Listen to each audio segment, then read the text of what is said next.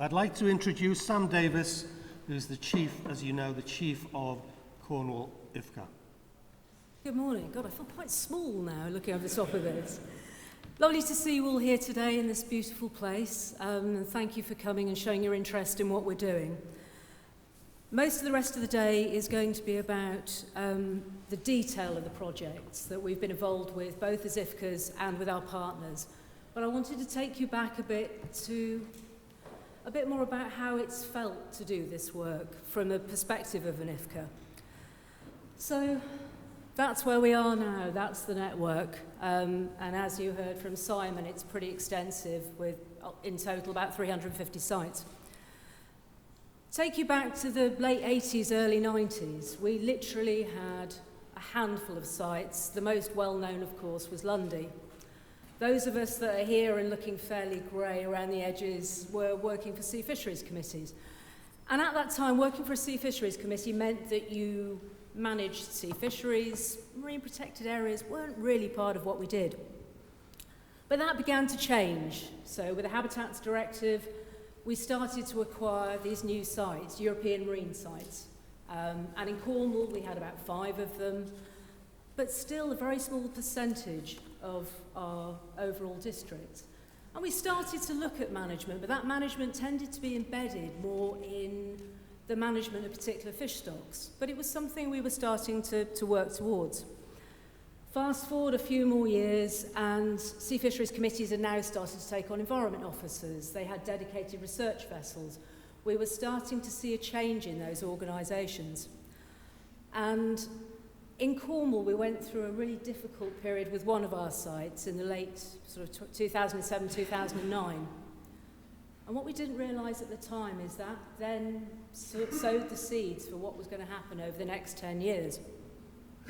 But anyway, there we were, 2011, we became IFCAs, and we had conservation written on our badges. So it was fair to assume there was going to be some expectation of us to do something to do with conservation.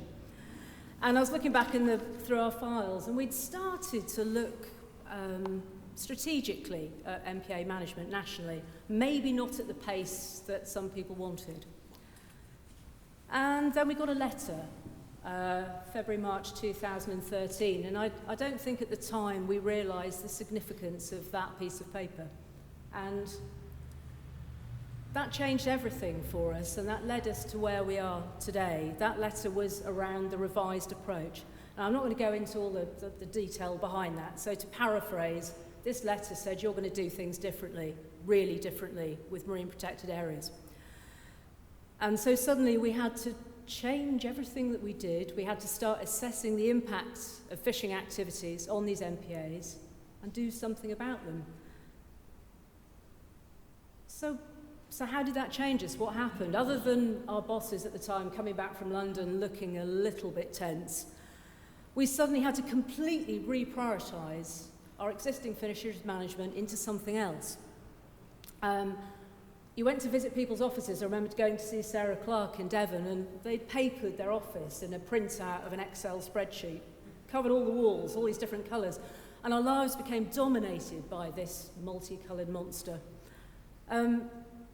I seem to remember spending all my time in teleconferences, so much like last year with Brexit, really, same sort of thing. But at the same time, within our organisations, far more intelligent people than myself were grappling with, how do we do this work? The Habitats Directive sets out an expectation that you need to look at fishing activity, but how do you actually do it? What's the process of doing it? And that led to 13,000 different answers, different questions being answered in terms of assessment. The scale of this task, and we're bearing in mind we started in the March-April time, was enormous. And embedded in all of that, in these big spreadsheets, was this very clear expectation we were going to manage bottom-towed gear, so what was called red risk interactions. So in Cornwall, we had quite a few of these things. We got these wonderful reefs. So we then had to think about, not only thinking about assessments, but do we have any data? How are we going to get this data? These are deep subtidal sites. You're not going to send a dive team. We don't have dive teams. Does anyone else have this information? How are we going to bring it together? And I'm sure it was the same for everybody else. And then we had to bring it all together. We had to write bylaws, we had to go out to consultation, and they had to be confirmed. And that had to be done by December, from April to December. Now, for those of you who become involved with doing our bylaw work, you know that we don't do it in that amount of time, ever. This was something quite extraordinary. It was about 7,000 hours of work. Now, it didn't sound like much, maybe, but that's 4.5 years of one person's life. And all of that work fell on the shoulders of about 16 people throughout the IFCAs. They made that happen in that time. So we all went home for Christmas absolutely shell-shocked and thought, oh, fantastic. But in the meantime, MCZs had started. So 2013, that process has started. So we come back from Christmas feeling slightly refreshed, and we have 21 Tranche 1 sites to manage. So again, we're looking at the impact of fishing activities on those sites. And again, there's no protocol, there's no process for doing this.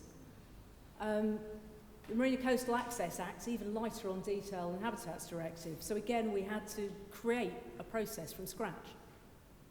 At the same time, you're still doing the previous process for the other sites. So you're now managing 2 lots of work. And in recognition of this, DEFRA gave us some funding, which was really welcome. So we temporarily, importantly, took on new people.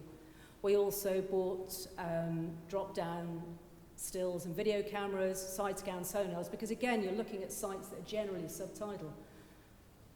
But buying the equipment's all very well, but this stuff isn't plug and play. You know what it's like when you get a new smartphone, you have no idea what's going on. Same process, only a lot bigger. And it was down to the tenacity and the sheer hard work of staff that not only do we have this equipment, we've got to make it work. And there are some people who I think may be in the room that were quite sceptical that we could do this and that we had the capacity and the skill to produce this work. And happily, because of the sheer bloody-mindedness and commitment and resourcefulness of our staff, we produce world-class work of this type. And for us in Cornwall, we also decided that we needed a bigger boat, so we dug into our boat reserves and actually bought a new research vessel, because again, we could see the need to increase our capacity. But the issue with that is a bigger boat comes with more management and more expense. So now where do we find ourselves 9 years later? We've got this to manage. We started off with 65 sites within our districts. We now have another 79 sites. That's quite a lot to look at. I mean, down in Cornwall, you can see pretty much over half our district is MPAs. Our friends in Kent and Essex are equally blessed with them. It's a tremendous amount of work. We now have really highly skilled workforce. We have the capacity to undertake this research. We have equipment, we have vessels, but we haven't got any more money. We've got less money than we started with back in 2011. So we've grown this piece of work despite those resources within our organisations. And what else has changed is that at the same time that we've been doing this amazing work, it doesn't exist in a vacuum. All that other work about managing fisheries, managing technical aspects of fishing, it's still there. It still has to be done. And there are organisations who are represented in the room who have very real and quite understandable expectations that we should be delivering this management for those species, whether they're bass or scallops or edible crab, at the same time as doing this. And it's also changed people's perception of us as organisations. I mean, we've always been enforcement organisations, but we've now brought in a massive suite of bylaws that directly affect people's livelihoods. And that changes people's perception of how they're going to work with you. And you get into that challenge of having to rebuild relationships with people. 2 minutes. Thank you. And it's really difficult when you phoned a skipper up of a scalloper to say, well, I'm very sorry, but that bylaw that I told you about, that's now in place, you can't go into an MPA. And then a couple of months later, one of your team has to try and phone that person up and interest them in doing some collaborative work with us. That's quite a hard thing to do. And I think for us moving forwards, that is a challenge. But I don't want to be negative about about this process. It has changed us. I think it's changed us for the better. It's been extremely difficult to come through. But from my perspective in Cornwall, I'm extremely proud of what we've achieved and the quality of work we're now producing. And what I would ask you today is, when you're looking at these presentations, bear in mind the exceptional people who've brought them to you and done all that hard work, because without them, we wouldn't be here today. Thank you.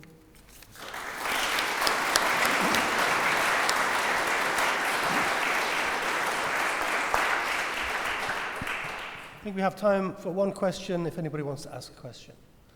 Yes. I know who he is, but I'm going to say dark grey pullover. Hello, Sam, woman with red top. Would you think... Who are you? Jean-Luc from the Marine Conservation Society. Would you think if, given your last statement, which was interesting about these difficult conversations you've had with your fleets, to a certain extent with these bylaws, if we had VMS on every vessel, would that lead to an easier conversation, or would it be perceived as being too draconian and too... Do you think it might be difficult to get buy-in and engagement with communities if VMS was on every vessel? By VMS. It would help if we had a clearer picture of fishing activity, but I think it's more profound than that. It's about having to have very difficult discussions where there will be winners and losers. I think it's a real challenge when you have to say to somebody, you can't be in this area anymore. And sometimes it will affect them profoundly, other times it's more about the principle. But I think, we find then trying to rebuild that relationship when you want to actually achieve something for the wider environment around those MPAs is what's challenging, because the MPAs and their management are only part of the process. And Okay. often the interaction is both to do with the fishery itself as well as protection of the site. Okay, I'll have to stop it there. Thank you very much, Sam. And thank you to Jean-Luc for being the first person to venture a question. He gets an extra biscuit